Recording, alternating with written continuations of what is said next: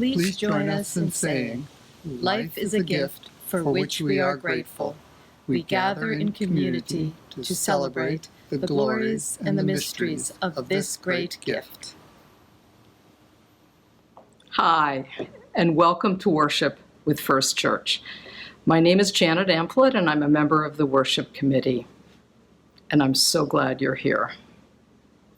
This is Beneath the Hustle and Bustle by Reverend Angela Herrera. Beneath the streams of thought that clamber and chatter over the landscape of our interior world, beneath our habits of momentum and stirring, there is a stillness, deep and peaceful, the place where creation begins. Who lives there?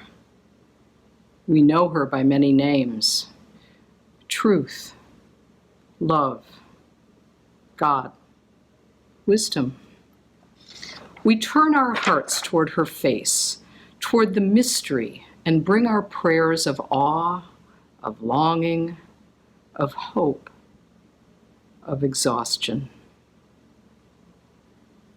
She holds us in our grief and anger, in our disappointment, our loneliness, and our rebirth.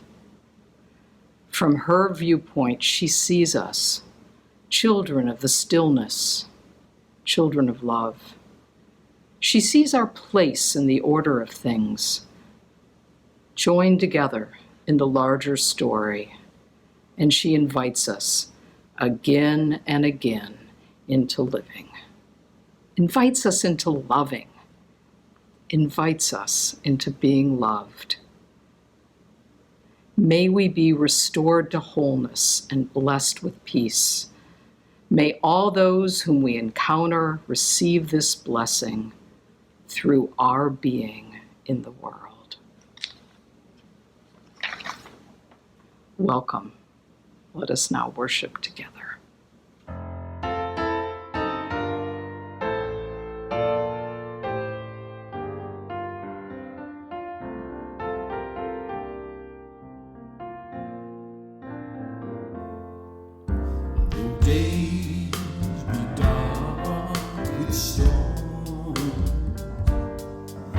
And burdens weigh my heart, though troubles wait at every turn, I know I can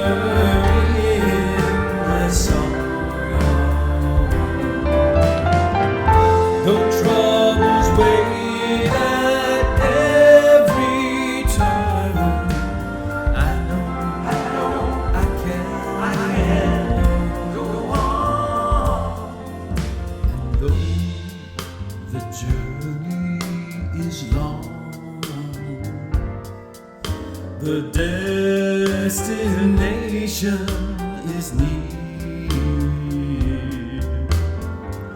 Though troubles wait at every turn, I know I can go on. So brothers, take my hand, and sisters, sing my song. When hope awaits at every turn, I know we will go on.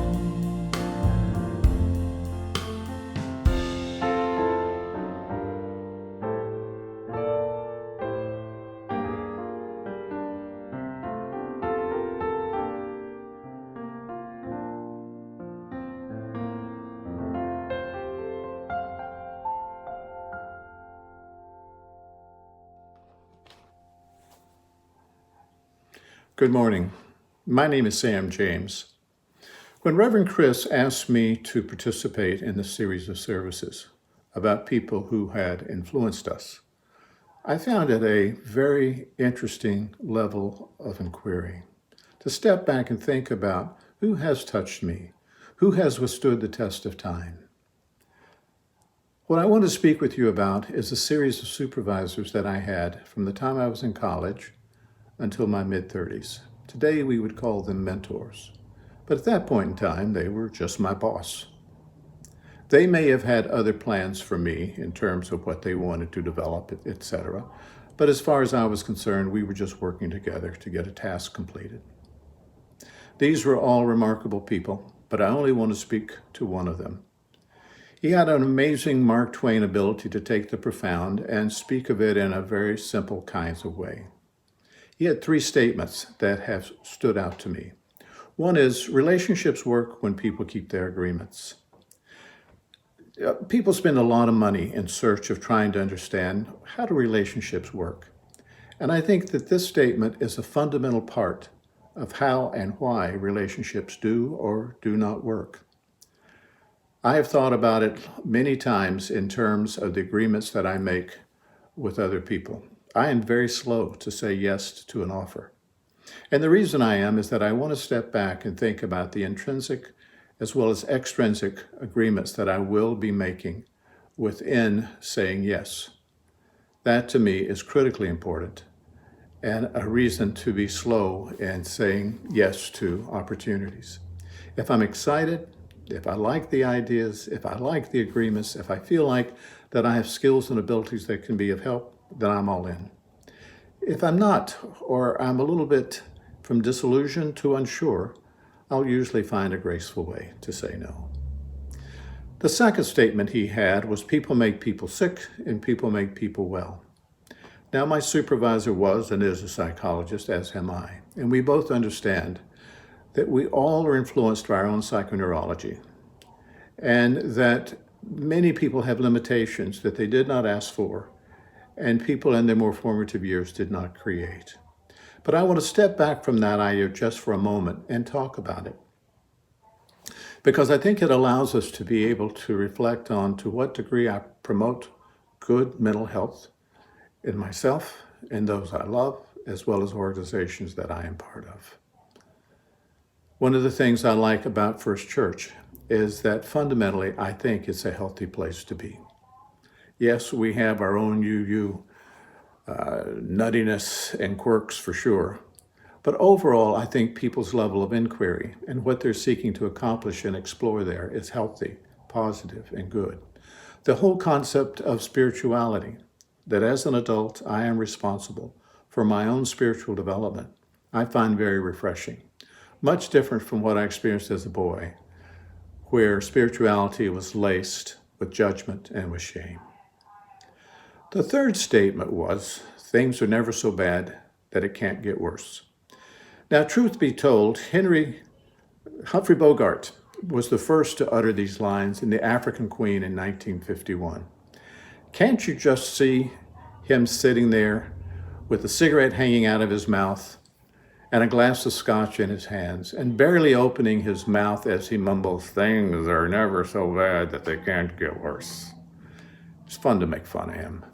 But the fact is, that's a very profound statement.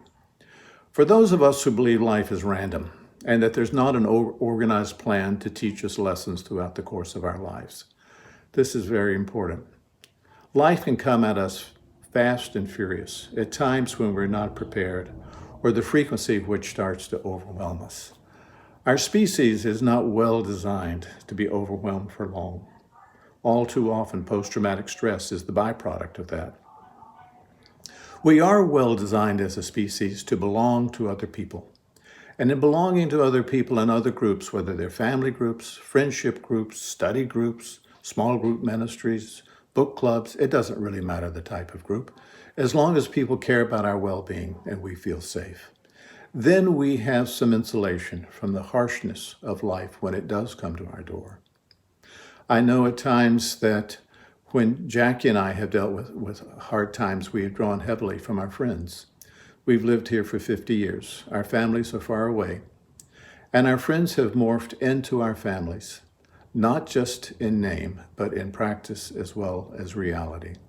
They have stood with us when we have dealt with unspeakable pain, and as we continue to do so, as we have tried to be there for them as well.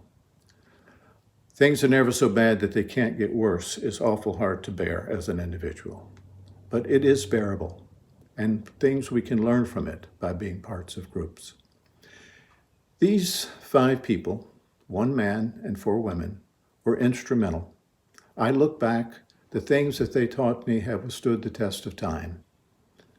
I am extremely grateful for the contributions that they have made to me, and that I was able to allow them at a formative time in my life to influence me. I will forever be grateful that they affirmed me as a young man and helped prepare me to be an older one. Thank you, and be safe.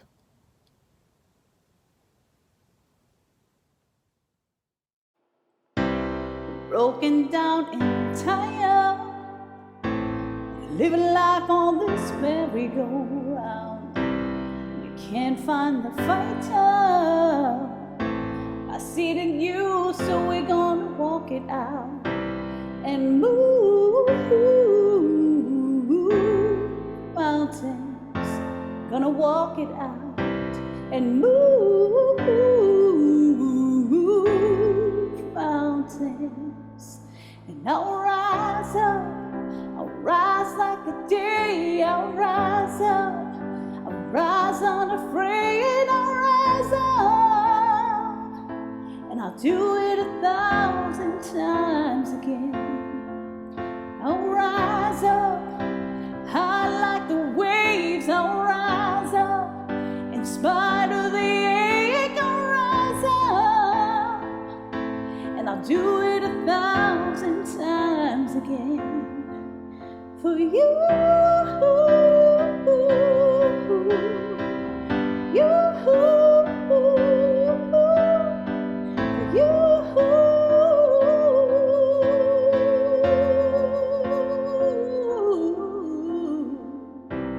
The silence isn't quiet. It feels like it's getting hard to breathe. And I know you feel like dying. I promise we'll take the world to its feet and move mountains. Bring it to its feet to move mountains. And I'll rise up, rise like the day. I'll rise up, rise unafraid. I'll rise up, and I'll do it 1,000 times again. For you, for you, for you, for you. Oh, we'll be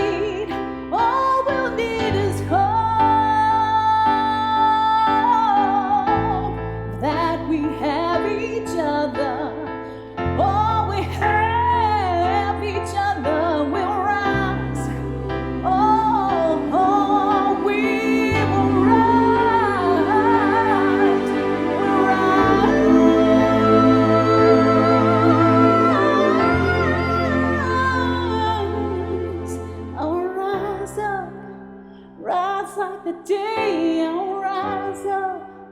In spite of the ache, I will rise 1,000 times again, and we'll rise up. High like the waves, we'll rise up. In spite of the ache, we'll rise up, and we'll do it 1,000 times again for you.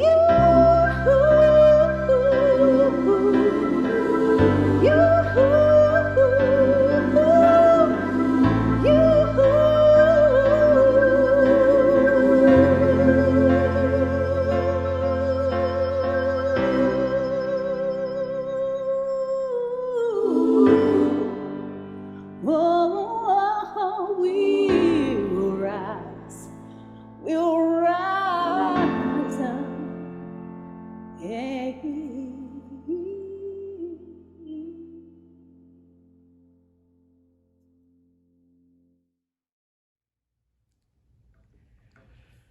Above the gates of hell, it is written, or so I'm told, abandon hope, all ye who enter here.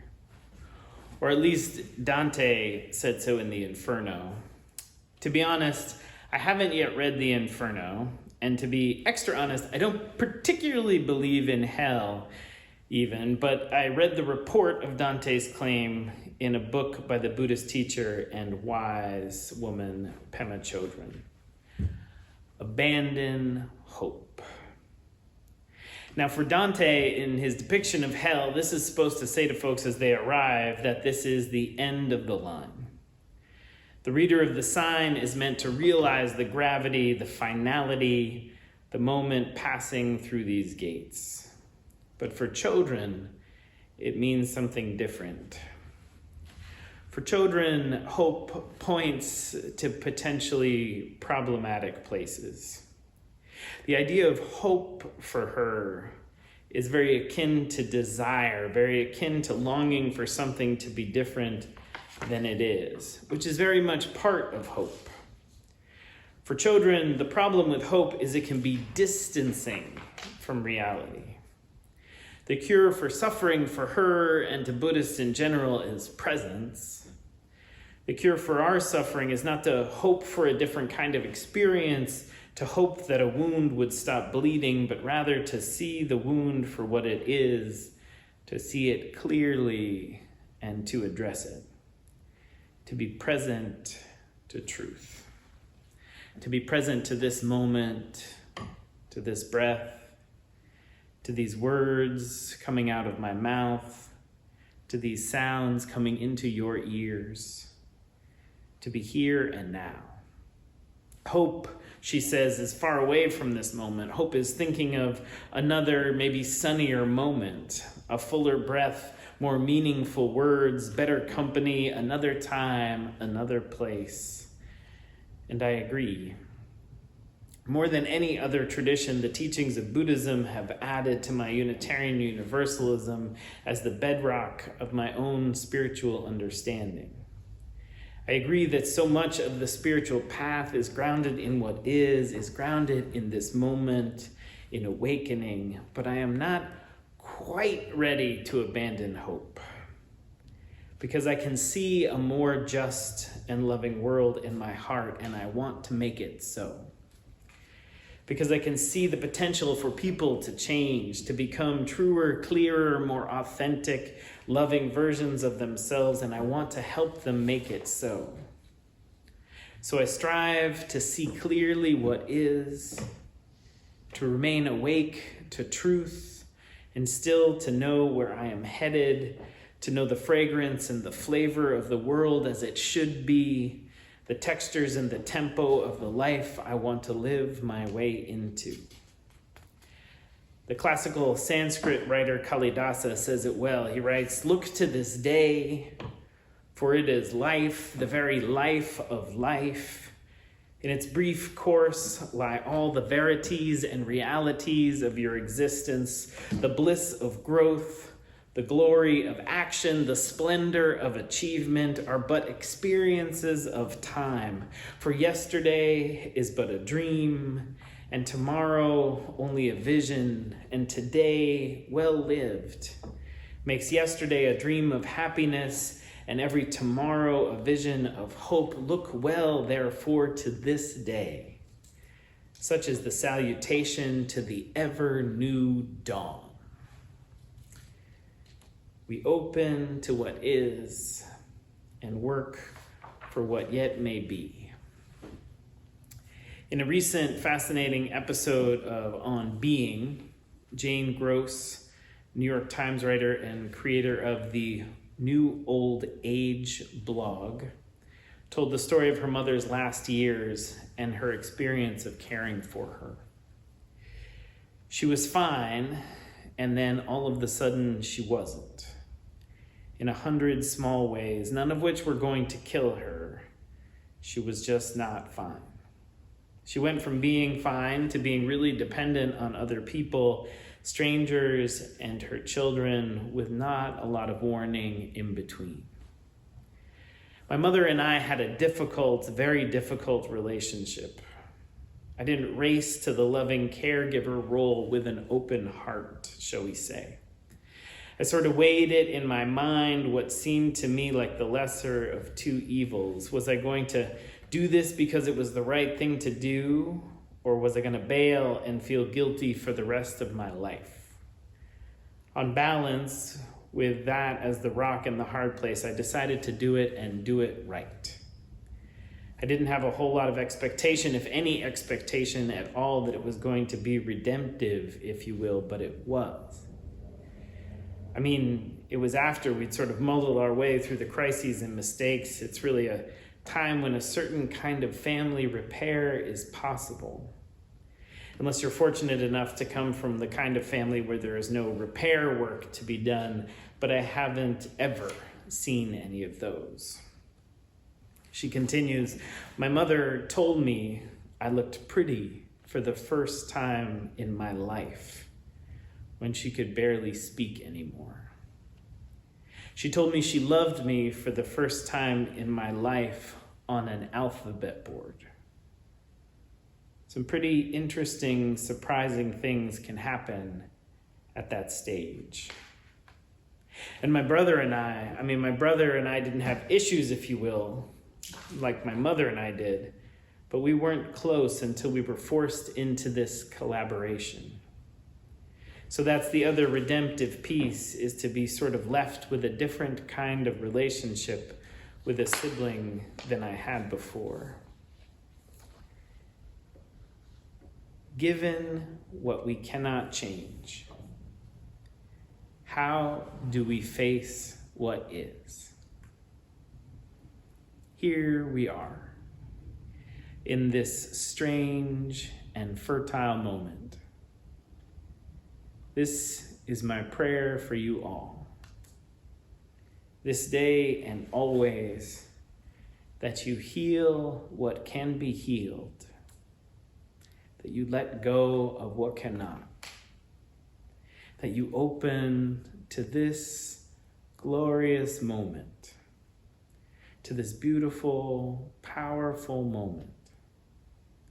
It is my prayer for us all in this time that we remember what is most life-giving and true, that we open to these days, to these lives, that we do the work of living and loving, that we choose to bless this broken, beautiful world.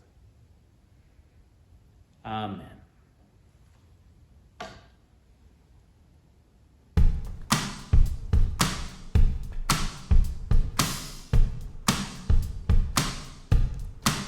Now let us sing to the power of the faith within. Now let us sing to the power of the faith within. Lift up your voice. Lift up your voice. Be not afraid. Sing to the power of the faith within. Now let us sing to the power of the hope within. Now let us sing to the power of the hope within. within. Lift up your voice. Lift up your voice. Be not afraid. Be not Now let us Sing to the power of the hope within. Now let us sing to the power of the love within. Now let us sing. Sing to the power of the love within. Lift up your voice. Lift up your voice. Be not afraid. Sing to the power of the love within. Now let us sing. Sing to the power of the joy within. Now let us sing. Sing to the power of the Sing, joy sing, within. lift up your voice. Lift up your Be not voice. afraid. Be not Now let afraid. us Sing to the power of the joy within. We give thanks for relationships working, for people keeping their agreements, for people making each other well. We give thanks for the knowledge that things are never so bad that they can't get worse. We give thanks for this day, for the very life of life. We give thanks for the bliss of growth, the glory of action, for all this living and all this loving. Amen.